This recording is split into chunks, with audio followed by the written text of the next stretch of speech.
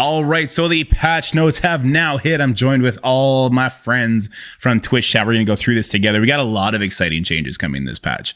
A lot of good stuff. So here are the release notes. We got new characters and updates. Reinforce your roster with playable squads. We got Super Skrull coming. Nobody's going to get him for a long time unless you're a big spender. Val, Sylvie, Beta Ray, Bill, Teen Loki. That is the new Mystic Raid team. You're definitely going to want to unlock them. I'm not saying buy them, but definitely unlock them. Go hard on their shards. If you don't want to build them right away because you're doing this lower difficulty on the incursion raids and you're fine, do that. But get your shards for them, all right? And then Spider-Man Big Time, War Defensive Team. Look, if everybody but my alliance wants to skip on this guy, do it. I'm good with that. I'm good with it. We'll have a video on Spider-Man Big Time whenever they let me try him out, I guess. So Super Skrull, not much to talk about here. Like, he's coming. He's the Dark Dimension 6 character. You need to have a bunch of characters at gear tier 18 for that. I believe it's launching on the 23rd, so very soon. You will start seeing people with Super Skrull immediately. I think 5 people already that are ready for Super Skrull, I believe, or they were so close to being ready not too long ago that I would be surprised if they're not ready. I guess is a better way to put it. And with him comes the new Mechanic Expose. Val is going to have that as well. That's the Bifrost team. We kind of talked about that. Spider-Man Big Time. He's a war character. Look, I think this war team is going to be better than most people are thinking it's going to be, but there might be one solution to beat it that isn't the Nowhere team. Now, I just released a video talking about how bad Nowhere is because they're bad against Gamma, and I stand by that. They bad, okay? And by bad, I mean they can't do 800k punch-ups, and that's trash. I should be able to beat any team on any kind of punch-up because you said X beats Y, okay? Figure it out. Ability and stat improvements. Check out the details for kits.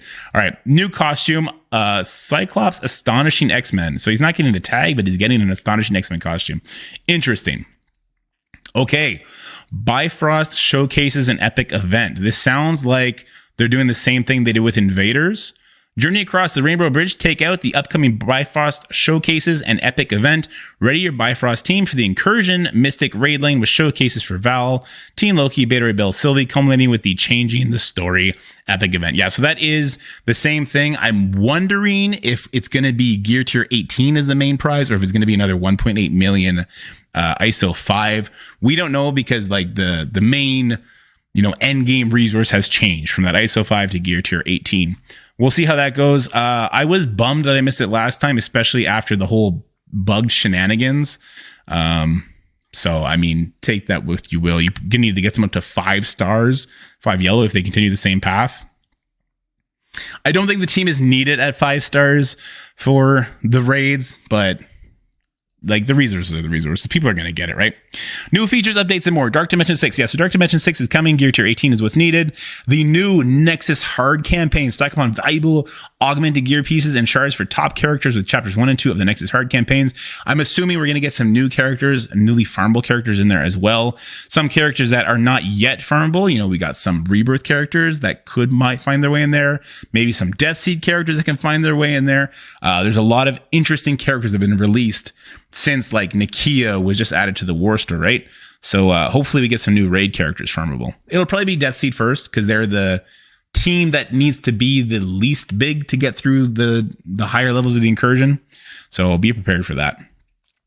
New Teal Origin challenges. Put your strength of your roster on display with the challenge tiers with rewards to help you stock up on events.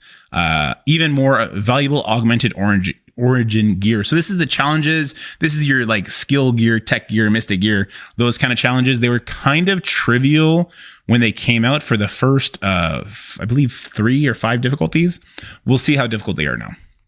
Cosmic Crucible results update. This is a big one. So now, you know how you had to wait 24 hours to see the score? So it happened 2 ways, right? Once you were able to see the score as it happened live, and that led to people waiting, and it kind of felt bad competitively. Now, once people are done, you get to see the scores, and I think that's better. So you just don't have to wait 24 hours to see it. I think that's good. Once you've completed all your attacks. So yeah, once you've completed your attacks, you can see the scores. You don't have to wait 24 hours. ISO 8 campaign event. The maximum amount of ISO 8 campaign energy that can be automatically earned is being increased from 120 to 150. That's a really nice change that I don't think anyone asked for because no one really values ISO 8 energy that much. But now you can go to sleep, you can wake up and not be capped and not feel bad about sitting at cap. That's cool. Raid keys update. This is a huge one. Raid keys will soon be earned automatically and will no longer require spending campaign energy. This is great because when they have spend campaign energy events and you want to wait till the event starts, but then your alliance doesn't have enough keys to launch raids, this was a huge quality of life increase for a lot of places, especially alliances that can't hold on to 24 players. Props to Scopely for figuring this one out finally. Equip multiple gear tiers at once. This is really just good when you have a new character comes out and you want to bring them from gear tier 1 to gear tier 15, 16, 17, whatever, right away without having to do all the animations, all that time. It's a small quality of life change in the grand scheme of things, but in the moment, you're going to really like this. I was really happy when I saw this. Improvements to roster management. This one, I have no idea what it is. Continue our efforts to make managing your rewards much easier. All inbox messaging delivers to the rewards tab. Never mind, I know exactly what this is. This is the auto claim feature. I think this is used to try and combat hoarding so they don't have to plan events around it. Maybe them trying to plan around their own hoarding was why the events had been such trash and they couldn't figure out. So they were overdoing in all of them. So maybe it'll help there. Maybe they'll just lean into different kind of hoarding, like hoarding energy, hoarding cores, hoarding gold orbs, training orbs. I believe that's what they're probably going to do. But on the whole, this is good. So your mail, anything that goes to your mailbox in the reward section, your war rewards, crucible payout, raid rewards, it's all going to be auto claims. So there's no hoarding that anymore. And if they stay true to their word, then that's not going to hurt you in their events, which I think is good. So you have all your resources that you've earned up front right away. There's another part here. We've also made updates to some milestone and strike pass rewards, so there is less of a feeling to have to manage those claims. Raid season milestones moving forward will have their credits redistributed to the rewards at the end of the raids, and the raid credits previously in milestones have been updated to raid orb fragments. Okay, so you don't even want to hoard those milestones anymore. Future Blitz milestones with Blitz credits will be updated to Blitz orb fragments, and Blitz charges awarded from wins have been significantly increased. Isotope 8 campaign energy reward in the strike pass has now been added to the daily web reward. Okay, so they're still trying to fight off hoarding. Good. I hope they fight off hoarding completely, and it's just like you play as you go. Events become input instead of hoarded stuff. Now, clearly, they still have to tackle training orbs and gold orbs for that. Claim all milestones on Marvel Strike Force.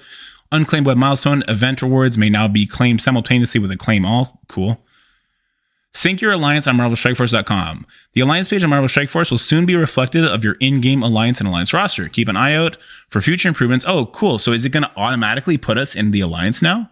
Once we sync up, we'll have to go do that when we're done reading this. Bug fixes. All right, here's the fun part of patches, right? The maximum number of auto simulations for Isotope 8 campaign nodes has been lowered back to 10. The maximum number of attempts will remain at 20. Good. So now we don't have to keep scrolling. When we're trying to do the 120 out the gate, we can go ahead and do 120. We don't have to do 240. Tapping and holding the battlefield effect icons on the enemy side of the battlefield now displays the effect details.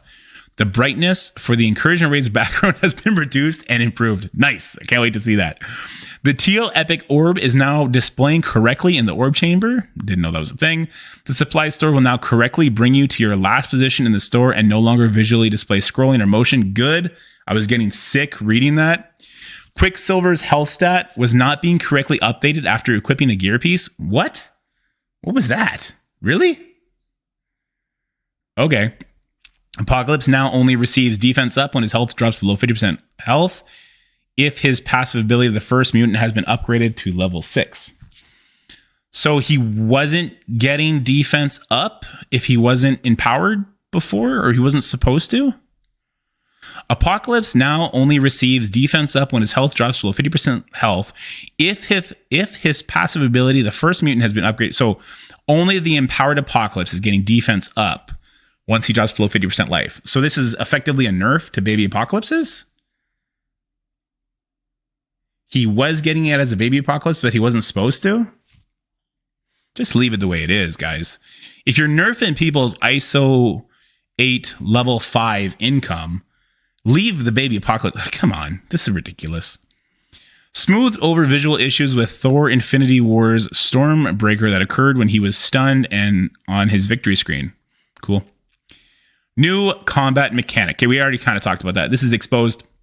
Think of it like charged or like revive. Once it gets applied, but it can be resisted. Okay, so it's like a debuff you're putting on the enemy right now. And what it does is it opens up other kit functionality in a player. So like for Super Skrull, when any player hits somebody that he's put exposed on, he's doing damage to everybody.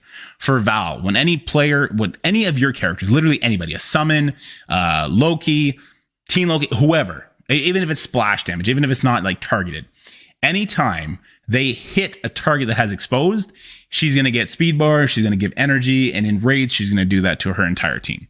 So think of it like that. It cannot be dispelled from anybody we currently have in the game, but those characters are sure to come, right? Like the same way Charge used to not be able to come off, and now Quicksilver and Silver Surfer can get that off. Same kind of deal. All right, character updates. Loki, big stat increases. He's got 100% health, 58% damage, 160% armor, 4 focus, and 48 resistance. Yeah, he seems fine. He seems fine in the raids. He's giving defense down now on his basic with Sylvie as an ally. In raids, he's always gaining evade, and he does the same thing that the rest of his team do, right? Counterattacks and assists if he has regeneration. The mind control, what did they change the mind control? If Sylvie is an ally, the controlled enemies gain an additional 100% damage for this attack. Wow. Okay, this is going to be kind of interesting for war. If we can make like a Sylvie Loki team, that's kind of interesting because that's a lot of damage if you can make that work. Interesting. Well, there might be room for an Asgardian team. If nothing else, the full Bifrost team, just with stats alone, will probably be an okay war defense team. But maybe we find a way to throw Thor in there. All right, so this was bugged on the playtest. I didn't actually report it.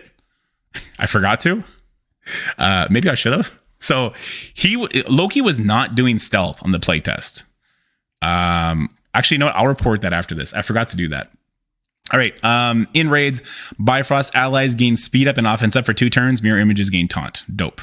Just remember that Kestrel's on node 1, so don't use that ability right away. Then his passive. What changed on his passive? On spawn, fill speed bar Sylvie by 35 plus generate 10. So this is why Sylvie can use her ultimate, and she goes first every single time. So make sure you're doing that. Applying 3 evades, 3 death proof to that character. Okay, so this is very helpful. This will help make sure you don't die to the double gambit pings, leading to a Black Bolt permakill, so Val can't bring them back. That's going to be very useful. I'm wondering if that's locked behind a T4. We're going to find out.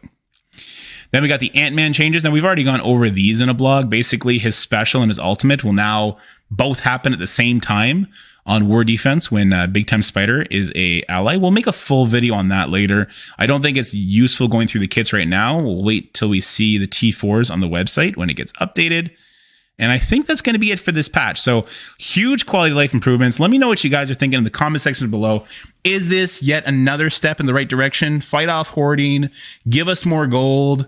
Is this a step in the right direction? Let me know what you guys think in the comment section below. And you guys have a great day. Wait, Archangel's messaging me. I just sent into the Can Be Shared channel a message about the raid keys. All right. Archangel, make me do an edit. All right, and as per Archangel, the keys for your raid keys delivered, just a little bit of clarification, will be delivered at 1 p.m. Pacific Standard Time. I don't know why it's PDT. I've never understood that. Every day. The amount delivered will be the 14.4K needed for top raids. The max raid keys are still 30K.